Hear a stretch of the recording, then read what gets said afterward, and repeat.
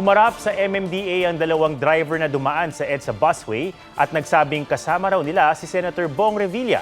Pag-amin nila, di nila sakay si Revilla nang mag-convoy sila sa EDSA busway. Di rin daw kay Revilla ang mga sasakyan. Ang mismong employer daw ng mga driver ang tumawag at nakipag-usap sa MMDA.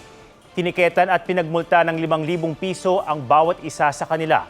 Ayon sa MMDA, nakadepende kay Senator Revilla kung sasampahan niya ng kaso ang dalawa.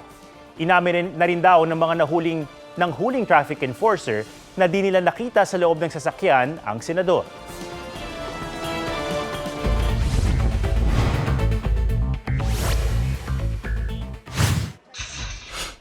Presyo ng galunggong mahigit 300 pesos kada kilo na.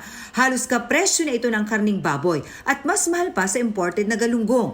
Umiiral ang closed fishing season sa galunggong sa Palawan simula noong November 1. Closed fishing season na rin para sa tamban sa Zamboanga Peninsula at panghuhuli ng iba pang isdang pangdilata sa Visayan Sea. Kaya nagbabadya rin tumaas pati presyo ng dilatang sardinas. Pagkakaroon ng peking ID ng mga banyaga, may tuturing na national security threat ayon sa National Security Council o NSC. Ayon kay National Security Council Assistant Director General Jonathan Malaya, ilang korap na local civil register ang sangkot daw sa pag-i-issue ng birth certificate ng ilang banyaga at pinapadala sa Philippine Statistics Authority. Ang resulta, nakakakuha ng Philippine passport ang mga banyaga. Iimbestigahan na ito ng NSC, katulong ang NBI at PSA. Marisol Abduraman, nagbabalita para sa GMA Integrated News. Magpapakulong na lang daw si dating Pangulong Rodrigo Duterte. Reaksyon niya yan sa inilabas na subpoena sa kanya ng Quezon City Prosecutor's Office kaugnay ng reklamong grave threat ni ACT Teachers Party List Franz Castro. Sa isang programa, sinabi pa ni dating Pangulo na ino-oppress siya ni Castro. Nagugat ang reklamo sa pahayag ni Duterte kaugnay ng confidential funds ng anak nitong si Vice President Sara Duterte. Binanggit ni Duterte ang pangalan ni Castro na ayon kay Castro ay pagbabanta sa kanyang buhay. Magpakulong na lang ako kasi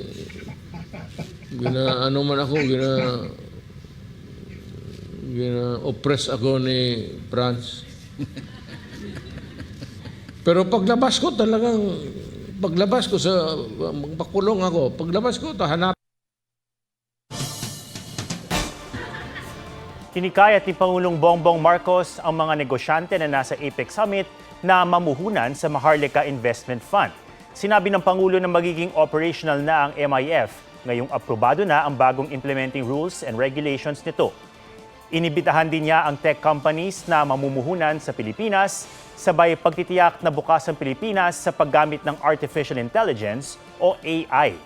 Isang kasunduan sa pagitan o sa paggamit ng AI sa weather forecasting ang nilagdaan ng DOST at isang kumpanya. Nakipagpulong din ng Pangulo kay US Vice President Kamala Harris na nagsabing kaagapay ang Amerika sa pagtatanggol sa soberanya ng Pilipinas. Inihayag ulit ni Harris ang commitment ng Amerika na depensahan ng Pilipinas sa ilalim ng Mutual Defense Treaty. Sa gitna ng patuloy na panghaharas ng China sa West Philippine Sea, pinalalakas daw ng Pilipinas ang alyansa nito sa ibang bansa. Tinalakay yan sa The Mangahas Interviews. Marami tayong claimants doon sa lugar na yan. At marami din tayong parang aliado, Western powers na interested. Sa totoo lang, it's China against these Western powers. Tapos sabi nila, ang Pilipinas at ang ibang claimants, parang mga pawns. Kumbaga sa chess, mga panglaro lamang nitong mga superpowers. Ano ang tingin niyo? It was not against the United States. It was not against any other country. It was against China. Correct. So, our issue is against China, not with the US. Bakit tayo nakikipag-alyansa sa US? We are Para doing provoke China. and by doing so, provoking China. Correct. We are doing so because the United States and the Philippines, their interests have aligned, have intersected. Ang interest ng Pilipinas is for our fishermen, the natural resources, including oil perhaps, na meron dyan, and the blue economy that could be the game changer for the future generations of Filipinos. Ang interest naman ng Amerika is freedom of navigation, global trade, and all of that. It just so happened lang intersect yung dalawa. And the interests of the United States and the Philippines are directly opposed to the interests of China, which seeks to take control of the entire South China Sea.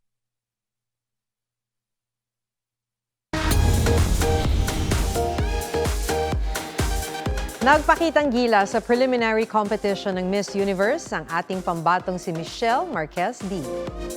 Michelle Marquez D. Pilipinas! Ang kanyang pangmalakasang intro na Filipinas nag-trending. Pasiklab din ang pasarela snake walk niya, suot ang one-piece bikini. Sa evening gown portion, elegante si Michelle sa emerald green gown na tadtad ng 30,000 Swarovski crystals. Obra ito ni Mark Baumgartner at kakulay ng gown ng kanyang inang si Melanie Marquez nang manalo sa Miss International 1979. Bago yan, sinabi niya sa closed-door interview na happy siya sa nangyayari. Pasok din si MMD sa top 10 silver finalist sa Voice for Change.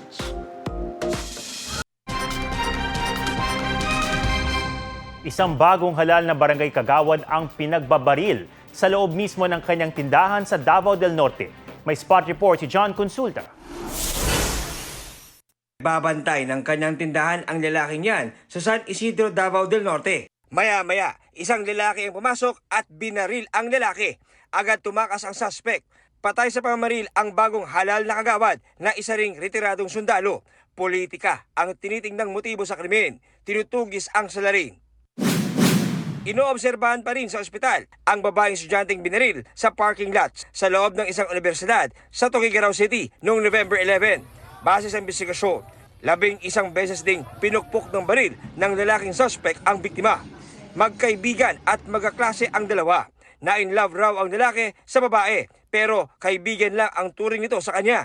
2 kaso ang isinampa laban sa suspect na anak ng isang pulis. Tumanggi siyang magbigay ng pahayag sa ulat ng Super Radyo DZBB. Pansamantalang nakalaya ang suspect kahapon matapos magpiyansa. John Consulta, nagbabalita para sa GMA Integrated News. Nadagdagan pa ang Guinness World Records ng BTS member na si Jungkook. Nakamit ng 7 album ni JK ang record for the shortest time to reach 1 billion streams sa Spotify. Natalo niya ang dating record ng Flowers ng pop star na si Miley Cyrus. Sa kabuuan, 4 na ang world record ni Jungkook.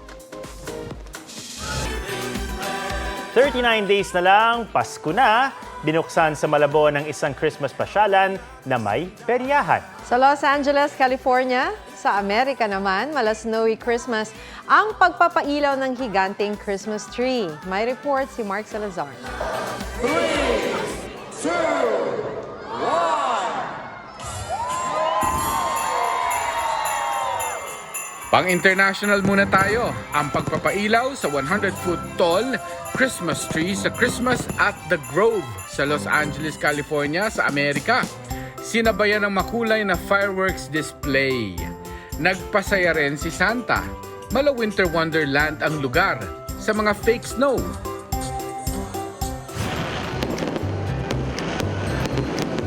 Dito naman sa Pilipinas, nagtapos sa magarbong fireworks display ang Christmas tree lighting sa Quezon City Hall. Busog na busog ang mata ng mga nakapanood sa taunang pagpapailaw. Kung ang hanap mo na may Christmas pasyalan, peryahan sa Malabon, pwedeng puntahan. Nag-i-enjoy ba kayo rito? Opo, sobra po. Matagal ako ng stress. Ng pagod po. Napapa-throwback naman ang ilan sa kinalakihang old-fashioned Ferris wheel gaya nito. Pati ang piwi na hagis barya kung saan pwedeng manalo ng chichirya, mangkok at tasa. Ang tawag dyan noong araw, beto-beto o color game. Highlight din ng peryahan ang Viking. Mark Salazar, nagbabalita para sa GMA Integrated News. At yan po ang State of the Nation. Ako si Atom Araulio para sa mas malaking misyon. Para sa mas malawak na paglilingkod sa bayan, ako si Maki Pulido. Mula sa GMA Integrated News, Ang News Authority ng Pilipino.